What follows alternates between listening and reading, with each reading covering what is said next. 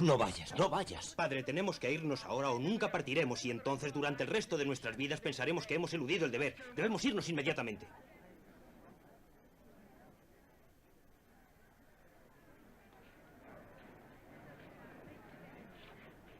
En 1936, un largometraje de Alexander Korda preveía un futuro lleno de máquinas benignas y útiles. Fácil de manejar, impulsada por rotores, esta máquina arrancaría verticalmente a los hombres del centro de las ciudades y les llevaría volando por encima de las nubes a enorme velocidad. El primer helicóptero práctico no voló desde los jardines de los suburbios. 30 años más tarde, la máquina soñada no viajaba al centro de Nueva York, sino a los arrozales de Vietnam del Sur. Así que fue en una guerra del sudeste asiático donde el helicóptero se hizo mayor de edad.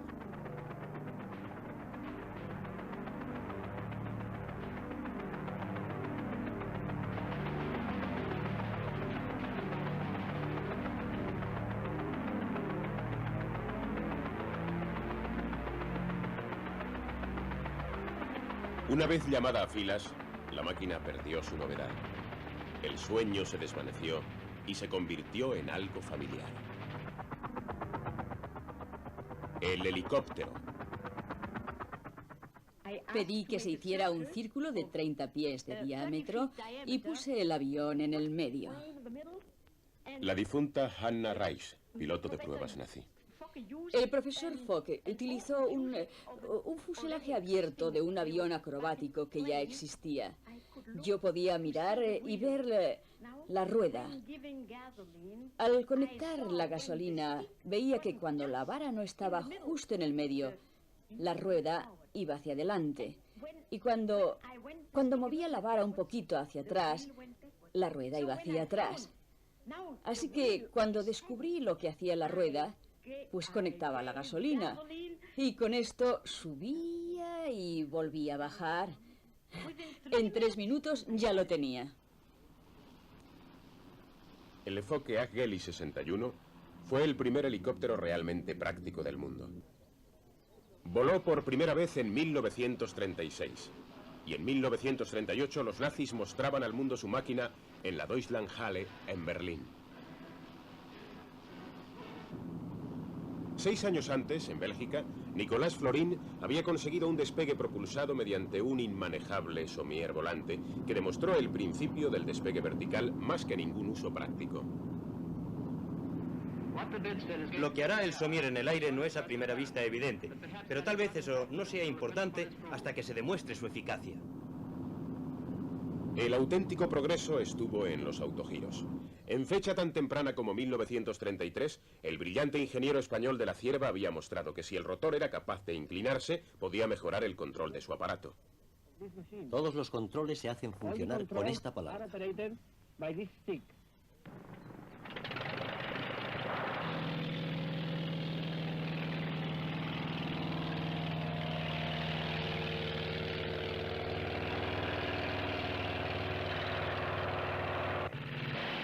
Podía incluso aterrizar a salvo sin que el motor estuviese funcionando.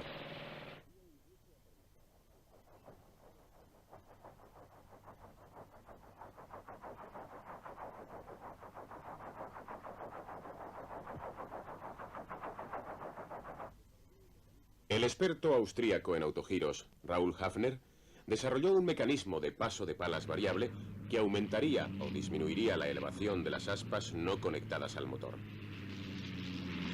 De modo que cuando estalló la Segunda Guerra Mundial, la tecnología existía, aunque en máquinas separadas, para el desarrollo del primer verdadero helicóptero. Fue en América donde el emigrado ruso Igor Sikorsky dio sus primeros saltos tentativos por el aire.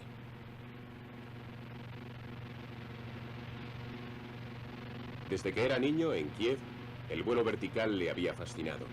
Y ahora, con dinero ganado en la construcción de hidroaviones, estaba empezando a descubrir los problemas de inestabilidad asociados a estas máquinas. Mientras que de la Cierva descubrió que ladeando el rotor hacia atrás se mejoraba el descenso vertical, Sikorsky se dio cuenta de que necesitaría inclinar el rotor hacia adelante para mejorar el vuelo hacia adelante. Pero los rotores inclinables resultaron difíciles de controlar.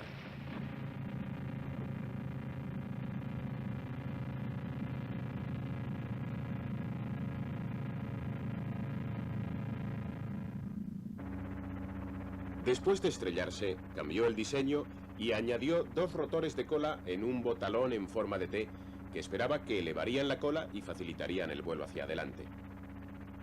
Más adelante, esa misma máquina pudo volar, aunque los controles siguen pareciendo bastante insensibles.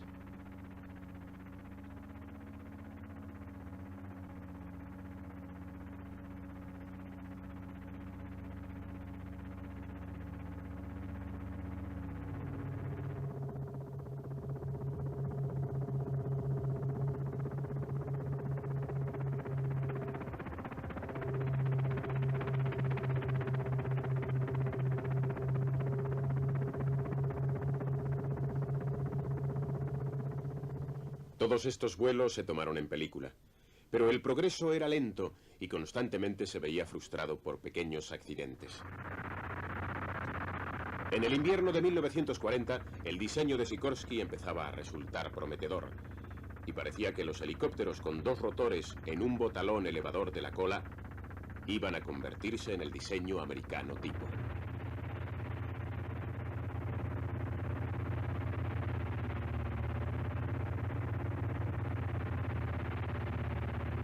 Sus helicópteros ya podían realizar trucos que ninguna otra máquina voladora podía cumplir.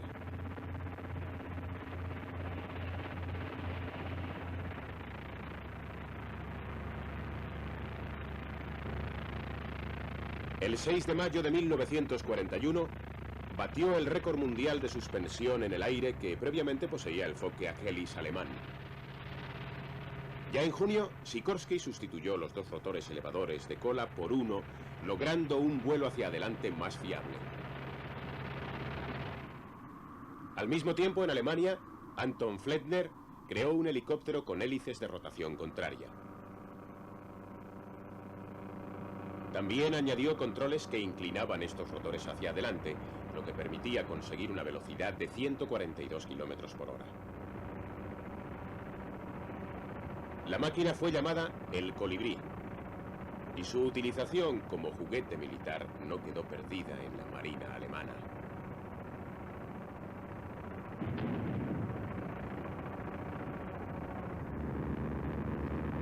En América, Sikorsky había conseguido el vuelo hacia adelante de la misma manera, y de ese modo abandonó los rotores elevadores de cola.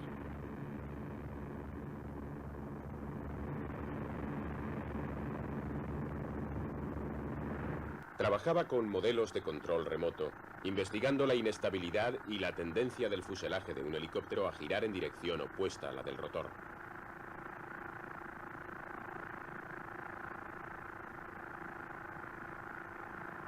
En 1941 consiguió ya una extraordinaria estabilidad con algunos modelos de helicóptero muy avanzados.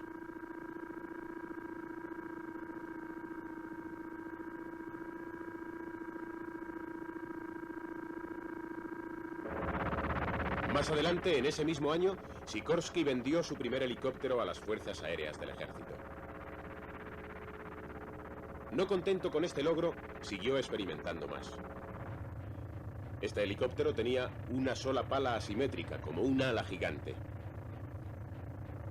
Para los pilotos de alas fijas, incluso un helicóptero atado era un auténtico problema. Después de rechazar los cinturones de seguridad, lo había construido para la compañía de aviones Bell, que había comprado los derechos. Años después de los primeros vuelos en un interior de Hannah Reich, un Bell modelo 30 de 2 asientos realizó una demostración filmada para el público americano.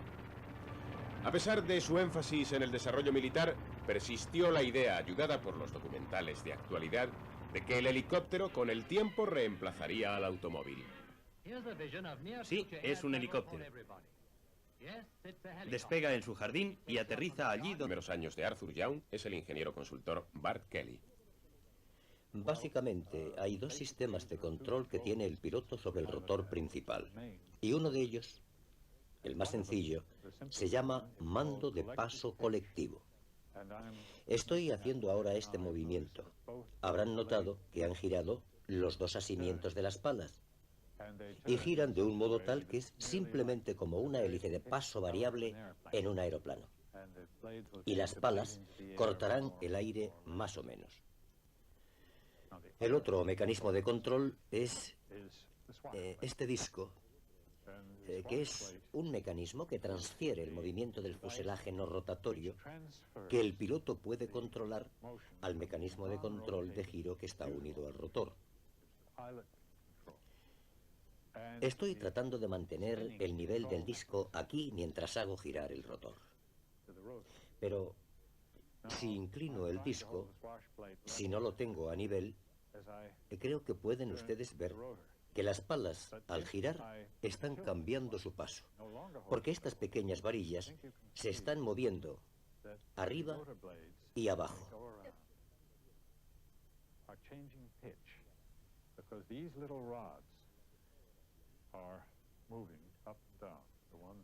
La que está ahora hacia mí es arriba y esa es abajo. Para producir estos movimientos en un mecanismo de rotor a gran escala, el helicóptero tuvo que tener controles de cabina que ningún otro avión poseía. Esta máquina Bell de los años 40 tenía un dispositivo que permanece virtualmente sin cambiar hasta hoy en día. El mando cíclico se puede mover en cualquier dirección y a través de un sistema de palancas fuerza al disco a ocupar el ángulo deseado. El mando de paso colectivo es una palanca separada y cambia el paso de las palas colectivamente. Los pies del piloto controlan el paso de las palas del rotor de cola, que dan al rotor más o menos impulso contra la tendencia del fuselaje a girar en dirección contraria a la del rotor principal. Las palas del rotor principal son realmente alas finas. Al girar rápidamente, sus afilados bordes cortan el aire y la forma de las palas origina la elevación. Para crear una elevación superior, el piloto aumenta el ángulo de ataque de las palas con la palanca de mando de paso colectivo. Al rato, se fuerza hacia abajo aire suficiente para superar el peso de la máquina y elevarla del suelo. Para volar hacia adelante, la pala necesita inclinarse hacia el frente. El piloto puede hacer que el disco del rotor se incline hacia adelante.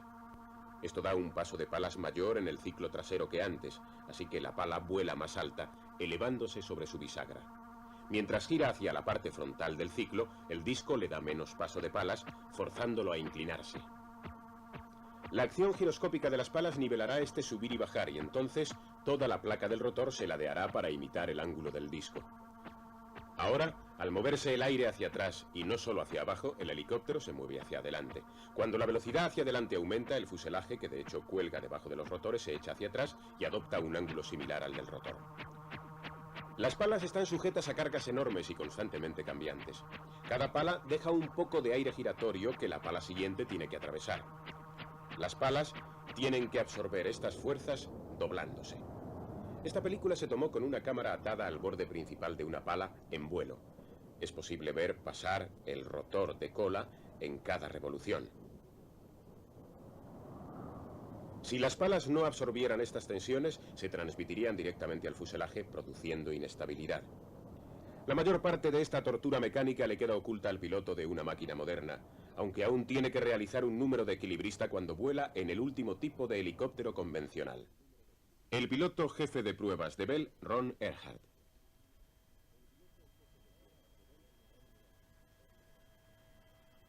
Ahora arrancaré el motor número 2. Motor número 2.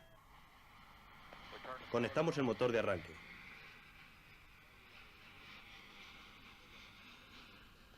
Válvula reguladora para vuelo al ralentí. Revoluciones por minuto, monitor del motor.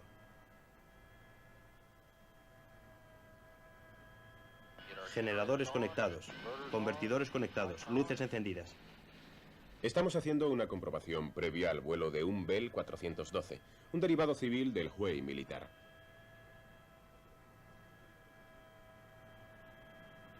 La temperatura de gases de escape del motor empieza a subir.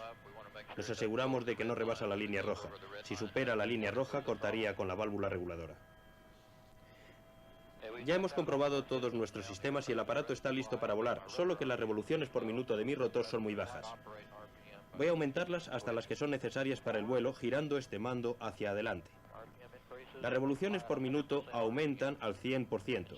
Para quedarnos suspendidos en el aire, voy a aumentar la energía aumentando el paso de las palas con el mando de paso colectivo.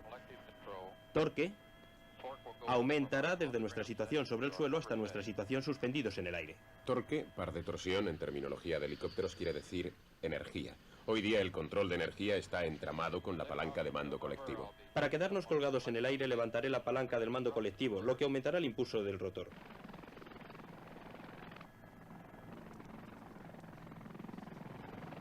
Ya está, ahora empezamos a añadir torque. Al añadir torque, la máquina trata de girar en dirección opuesta a la del rotor, lo que significa que tengo que apretar el pedal izquierdo para que el morro siga apuntando hacia adelante. Recuerden que los pedales controlan el rotor de cola. Bien, estoy añadiendo energía. Torque está subiendo. El morro trata de echarse un poco a la derecha. Añado pedal izquierdo para que siga hacia adelante. Y luego uso la palanca del mando cíclico para mantener la situación nivelada del aparato. Vean que el torque está ahora hasta aquí arriba. Para que el aparato se traslade lateralmente, muevo la palanca de control en la dirección a la que quiero ir, dejo que el aparato se incline y luego vuelvo a nivelar.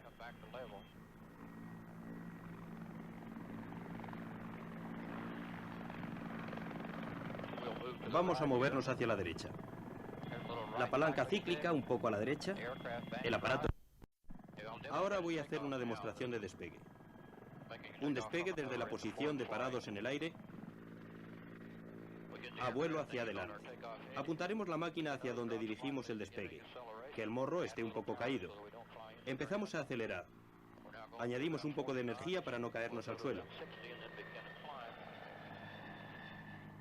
Ahora vamos a unos 40 nudos. Llegaremos hasta unos 60 y entonces empezaremos a subir. A 60 nudos eso nos pone con el morro hacia arriba hasta que empezamos a subir bien.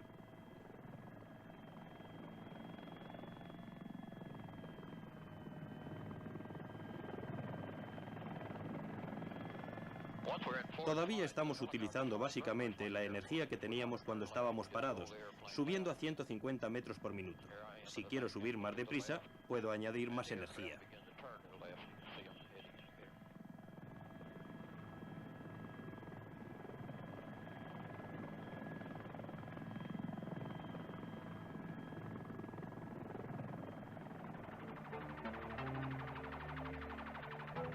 Los veteranos como Earhart pueden controlar los helicópteros con una facilidad engañosa.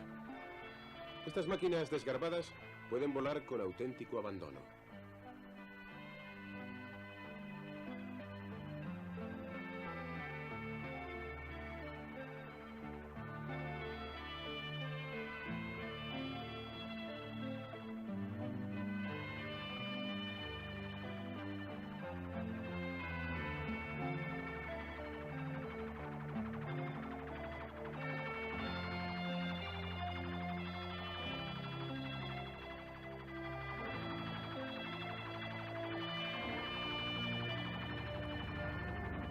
Este es el CH-53, de 10 toneladas.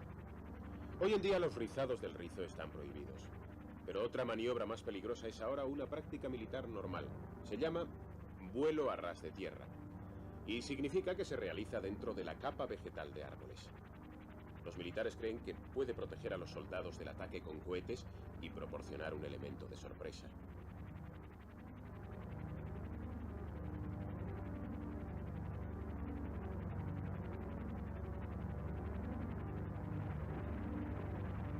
El vuelo a ras de tierra, o VRT, como lo llaman, requiere concentración en lo que se ve por la ventana y no en el despliegue de mandos y controles que hay en la carlinga. Esto ha llevado a un programa de investigación que pone en cuestión la totalidad de los dispositivos de la cabina para todos los helicópteros. El ingeniero proyectista del programa de mejoras de helicópteros del ejército en Bell es Bill Bowen.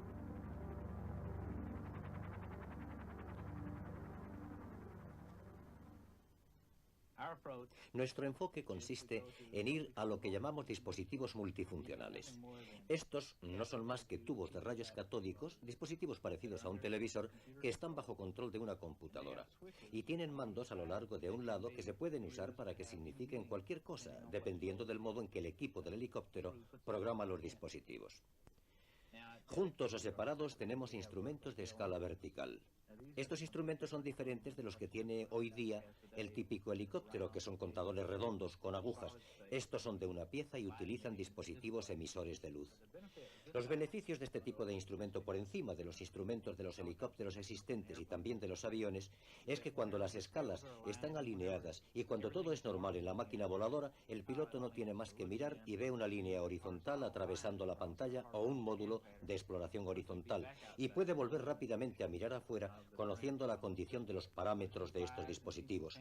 Así que mientras vuela y tiene sus manos sobre los controles en un medio ambiente de VRT, puede seleccionar cualquier dispositivo que desee, al momento, cuando lo necesite, solo apretando un botón en el mando cíclico.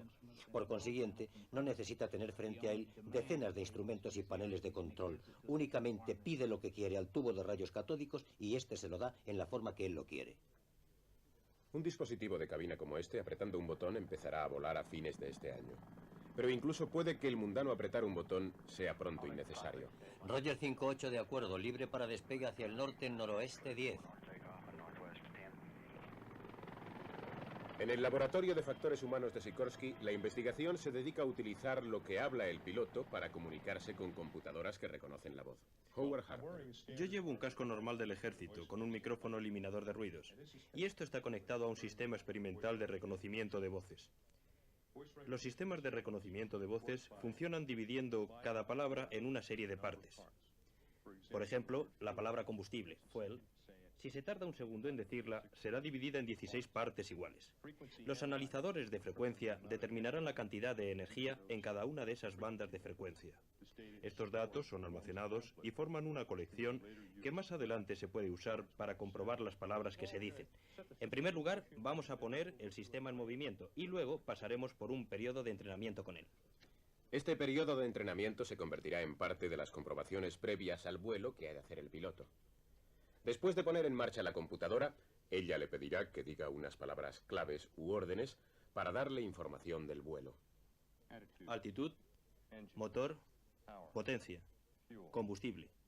Altitud, motor, potencia, combustible. Altitud, motor, potencia, combustible. Altitud, motor, altitud, potencia, motor. Este tipo de dispositivo interactivo liberará al piloto del apretar el botón durante el vuelo. Hasta que solicitase información se vería frente a un tablero de datos en blanco. Pero como un helicóptero puede volar arriba, abajo, adelante, de lado y hacia atrás, el piloto debe alimentarle constantemente de movimientos de control con ambas manos y ambos pies. Los investigadores de factores humanos están tratando de reducir estos 4 controles a una simple vara.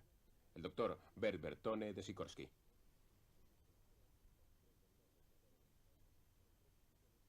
Esto es un control de mano de 4 ejes. El propósito de este dispositivo es sustituir a las palancas que el piloto tiene ahora.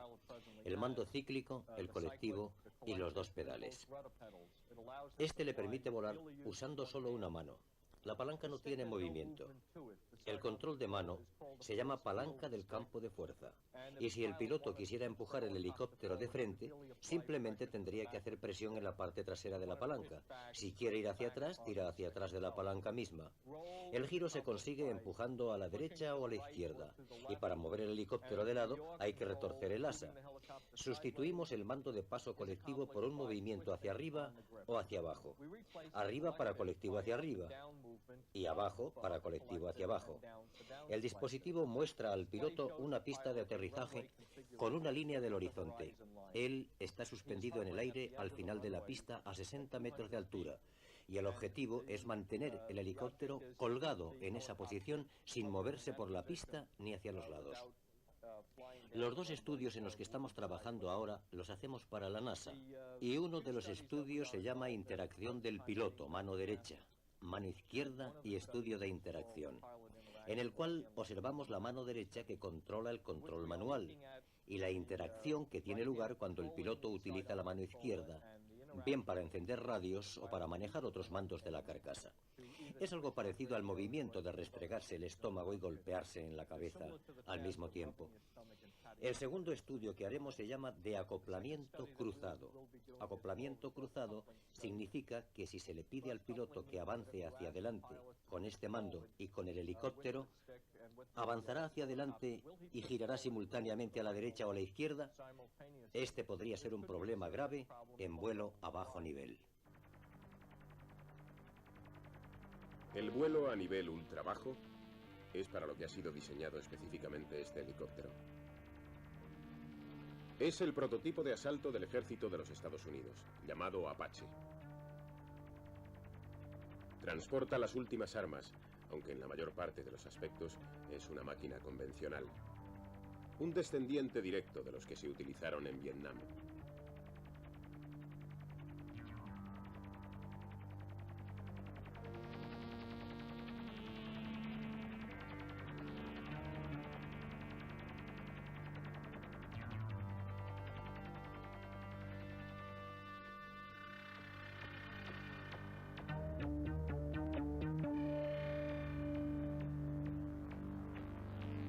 Su precisión como arma de guerra queda realzada por el monóculo de aspecto terrible del piloto.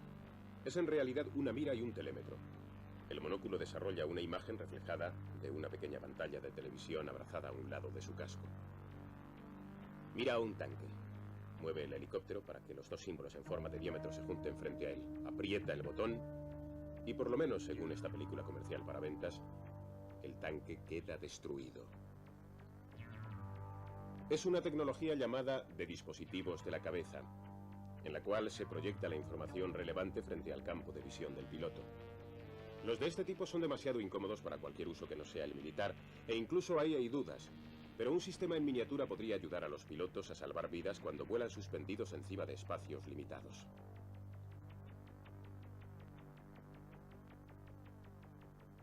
El ingeniero de investigación electrónica, Hugh Upton. La idea de este dispositivo vino de un proyecto personal que tengo yo. Yo tengo un grave problema, la pérdida de oído, y he estado trabajando en lo que yo llamo lector visual del habla para los sordos. La idea consistía en construir un sistema que la persona sorda pudiera usar en sus actividades cotidianas. Incluye un sistema en miniatura que utiliza esta lente mínima. Esta pequeña mancha que pueden ver dentro de mis gafas. Tengo un micrófono en un alfiler de la corbata y una computadora analizadora que extrae ciertas formas al hablar, tales como sílabas de alta frecuencia que se muestran como un sonido rojo, consonantes finales que se muestran en verde, o cuando usted me dice algo.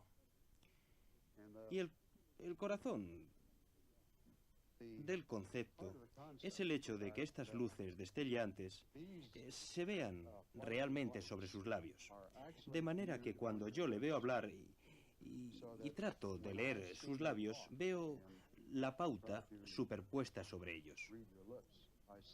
Así que la idea fue, ¿por qué no utilizar la misma técnica para fabricar un dispositivo de cabeza para pilotos que se sitúe dentro de sus gafas, de modo que, miren a donde miren, serán capaces de ver la información, sea cual sea su misión?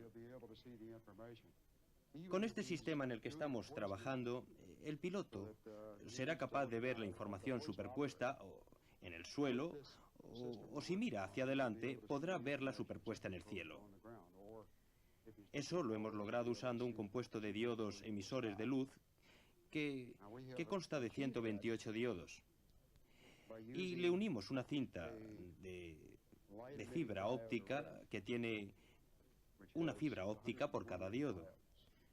A través de un excitador electromecánico hacemos vibrar la cinta.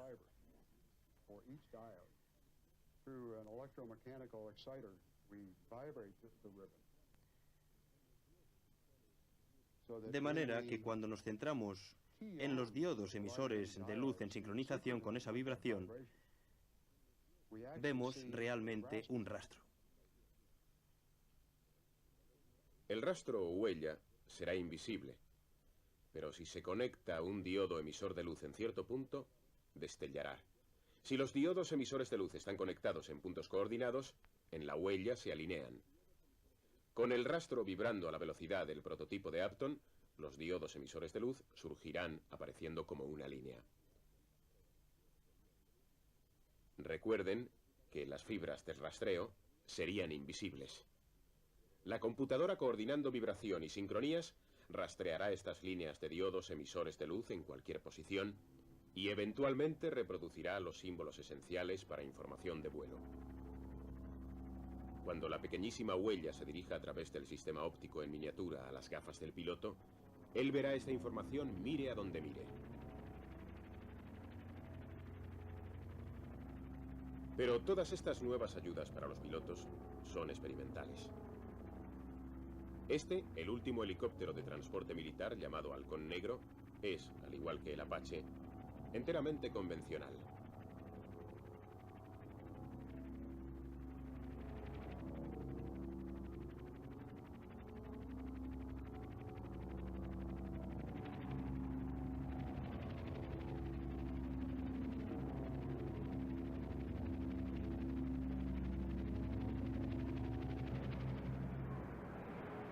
Unos equipos de obreros hacen 10 al mes.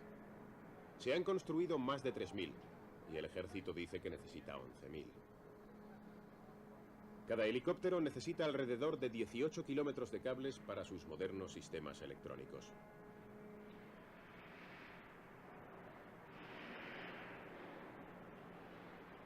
Como los grupos de bordadoras de antaño, estas mujeres atan, sueldan, emparejan los colores y tejen el tapiz de cables antes de su instalación en el fuselaje.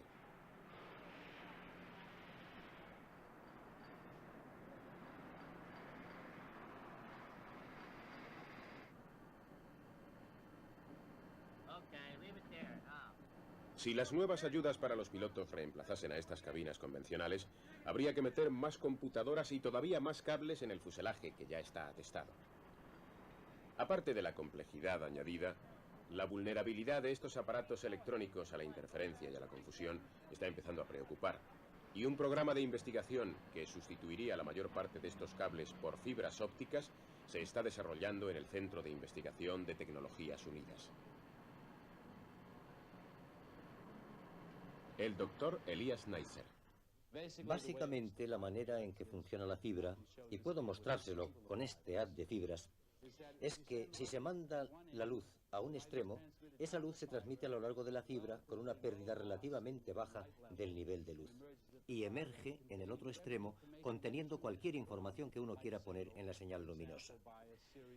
Por ejemplo, mediante una serie de puntos y rayas o una serie de pulsaciones que contienen básicamente la información que ha de ser transmitida. En una aplicación real para la transmisión de información no se utilizaría un haz de fibras como este, sino una fibra única como se ve aquí.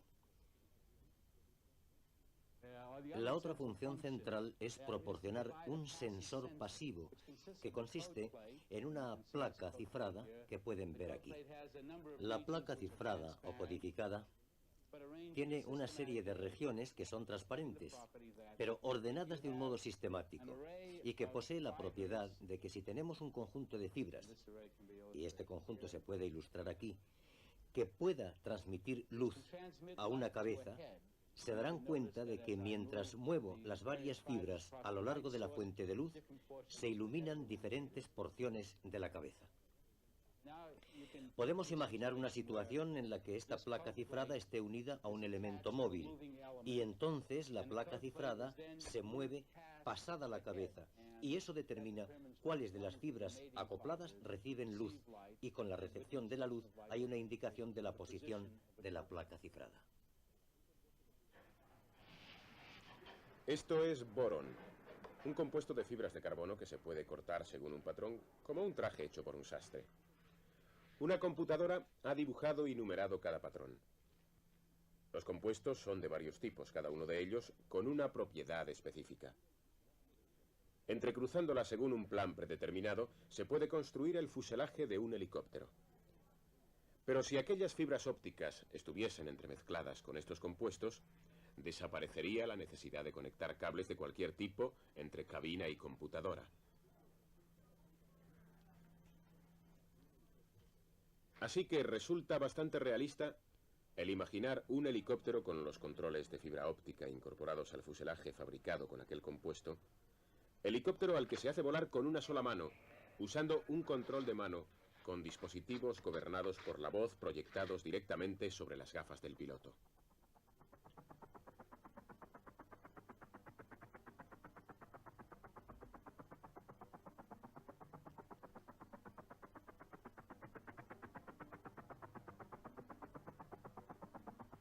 Una máquina de este tipo sería muy fuerte. Esta cabina, fabricada con el compuesto, resulta inmune a una caída desde 12 metros de altura. Un impacto que a menudo destrozaba tanto al helicóptero como a sus pasajeros en Vietnam.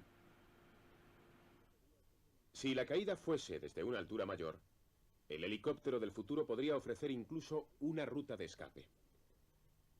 En primer lugar, las raíces de las palas tienen que estar dotadas de unos pernos explosivos dispuestos en secuencia para no desequilibrar el helicóptero. Luego, todo esto está a cámara lenta, los ayudantes son empujados de sus asientos y lanzados hacia el cielo arrastrados por unos pequeños cohetes.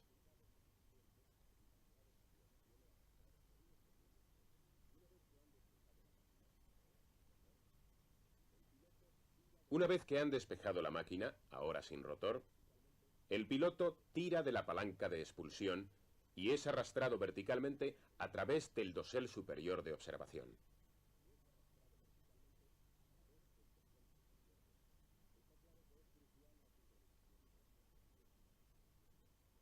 Está claro que es crucial la sincronización de estos movimientos y en situación de batalla sería virtualmente imposible. Para tranquilidad de los pilotos, tal vez, la idea está por ahora arrinconada. Como cualquier máquina, un helicóptero puede fallar y estrellarse. El fallo más catastrófico es la pérdida del rotor de cola. Sin él, el fuselaje resulta incontrolable.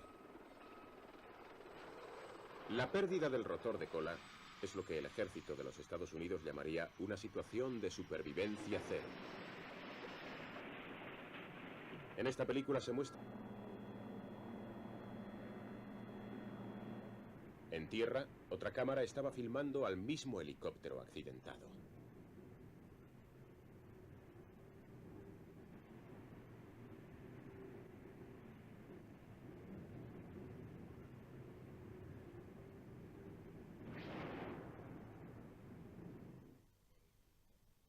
Los primeros experimentos de Arthur Young se realizaron con rotores sin torque.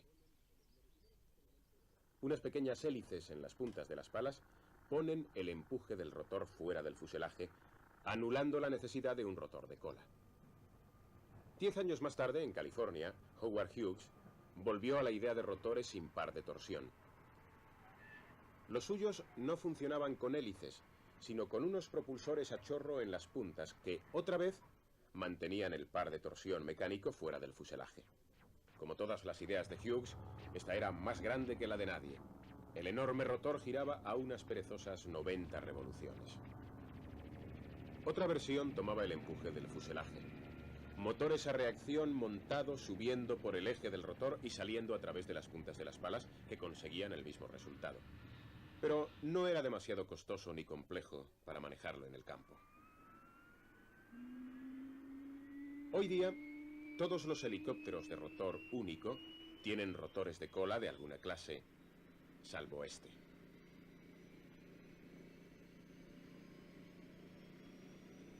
Se llama No-Tail Rotor, sin rotor de cola, o NOTAR, abreviadamente. Está basado en un helicóptero convencional, pero el botalón de cola es mucho más grueso que en una máquina normal de este tamaño. La cola es hueca y un ventilador absorbe aire a través de la rejilla de la parte trasera de la cabina, bajando por el interior del botalón hasta la cola. Un casquete situado en el final del botalón se puede hacer girar mediante los pedales de control del piloto. Este casquete tiene una ranura mediante la cual se une a otro que hay en la cola, de manera que la acción rotatoria hace que la abertura combinada sea más grande o más pequeña, dependiendo del impulso lateral requerido.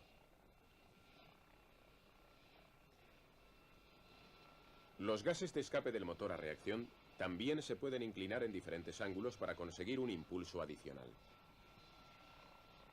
Durante las maniobras lentas o parado en el aire, se consigue un impulso antipar de torsión más constante gracias a otra abertura que corre a lo largo de la cola entre los dos deflectores circulares.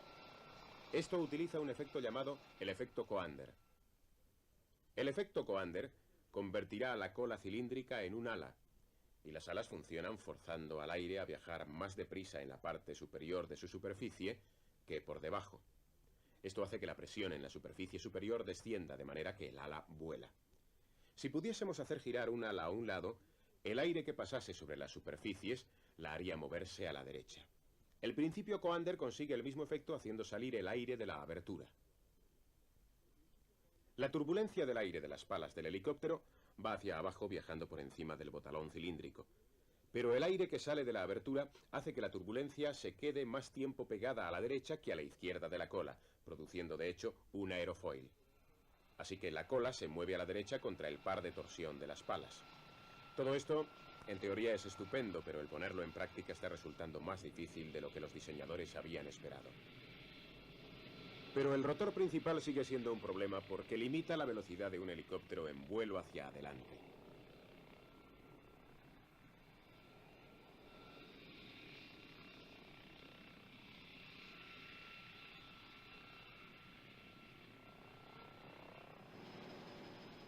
Durante los años 60 y principios de los 70, todas las principales compañías trataban de encontrar formas para hacer que los helicópteros volasen más deprisa. La solución más común era el helicóptero compuesto. No era nada más que una máquina convencional con propulsores a chorro añadidos para alcanzar una mayor velocidad hacia adelante y alas para aumentar la sustentación. Estos aparatos compuestos eran bastante rápidos. Este conseguía más de 320 km por hora, y los investigadores descubrieron que los rotores se podían hacer funcionar más despacio a mayores velocidades, dejando que las alas procurasen la sustentación. Pero la velocidad que se ganaba de este modo gastaba combustible, y durante los años 70, los precios de los combustibles acabaron con este enfoque para solucionar el problema.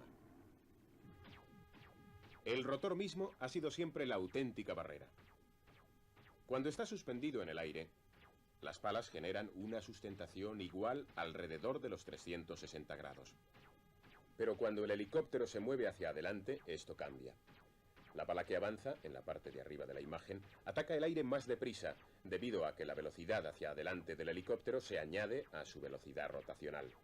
En cuanto a la pala que se retira, en la parte inferior de la imagen ocurre lo inverso, y pierde sustentación. Esto significa que si las puntas de las palas giran a 100 km por hora y el helicóptero se mueve hacia adelante a 100 km por hora, la pala que avanza golpeará ahora el aire a 200 km por hora y la pala en retirada está, para los efectos, quieta.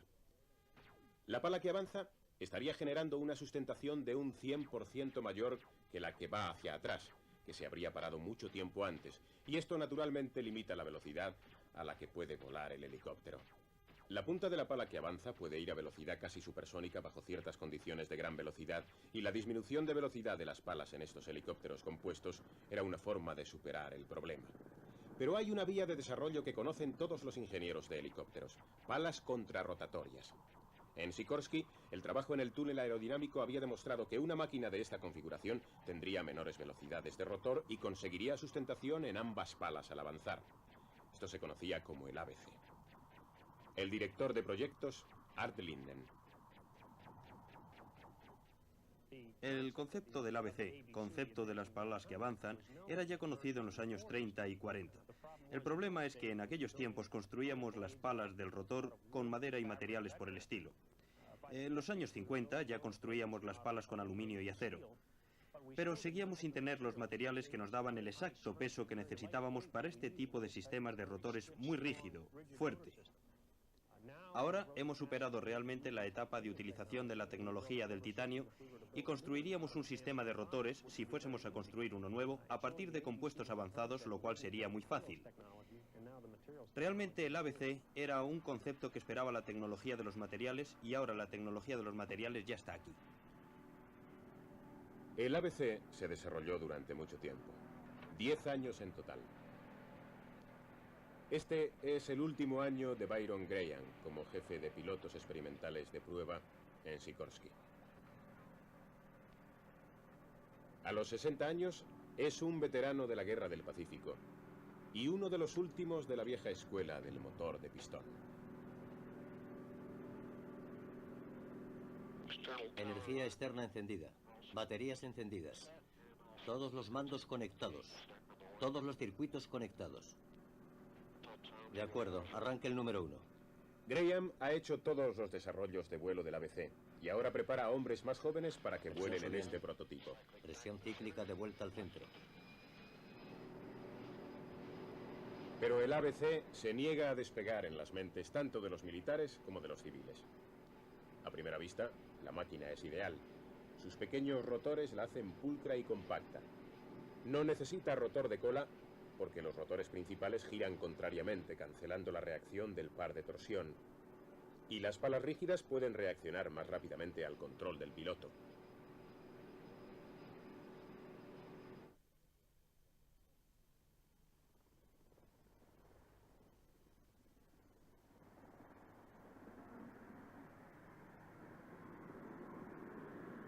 Pero lo más importante de todo, es muy rápido. Con una velocidad máxima de más de 400 kilómetros por hora, superará en su funcionamiento a cualquier helicóptero convencional.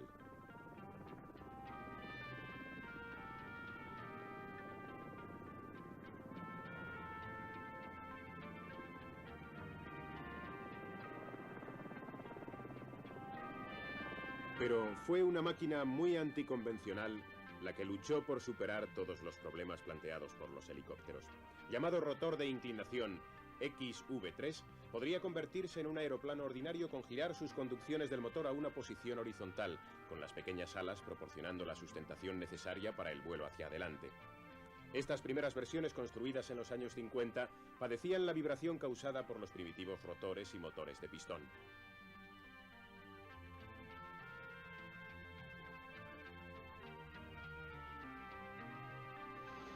Los motores a reacción y los rotores compuestos permitieron a los diseñadores refinar la configuración hasta llegar a esto, el XV15.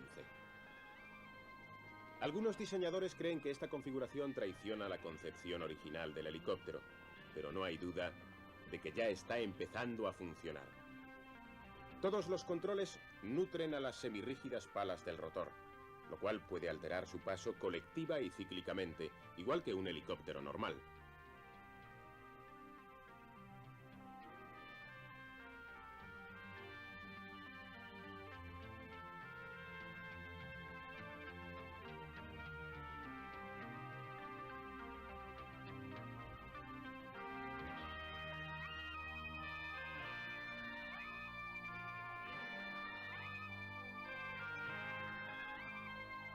Una vez que se alcanza una velocidad hacia adelante de alrededor de 130 km por hora, las alas empiezan a ocuparse de la sustentación y los motores pueden inclinarse totalmente hasta la horizontal, impulsando a la máquina a unos 480 km por hora. Quizás la máquina de la película de Korda no era al fin y al cabo un vehículo para todo el mundo, sino simplemente un avión que podía despegar verticalmente, o un helicóptero que había aprendido a volar como un avión. Este sueño, que aparecía en las revistas populares de los años 20 y 30, nunca se ha realizado. La idea era que sería como el coche familiar, que uno saldría de casa y se metería en la máquina y volaría simplemente a donde le apeteciera para hacer cualquier pequeño recado. Ciertamente, pienso, ese sueño nunca se cumplirá debido a lo aterrador que sería el problema de tráfico en el cielo. En lo que se refiere a la real utilidad de la máquina, tanto militar como civilmente, creo que lo que ha sucedido excede con mucho los sueños que teníamos en los años 40, cuando Young, Igor Sikorsky y Focke, también en Alemania, estaban construyendo máquinas experimentales. Yo pienso que es un poco como tener un niño, que uno no tiene ni idea de cómo va a ser. Puede que uno sueñe con que vaya a ser matemático, bailarín de ballet o lo que sea. Y luego, cuando el niño crece y no es más que un vendedor de inmobiliarias, por ejemplo, ¿se ha cumplido el sueño o no? Yo no sé qué decir. Pero sin duda una persona se convirtió en persona y el helicóptero se ha convertido en una máquina que forma parte de nuestra vida y que puede realizar muchas más tareas de las que creíamos antes, en los años 40.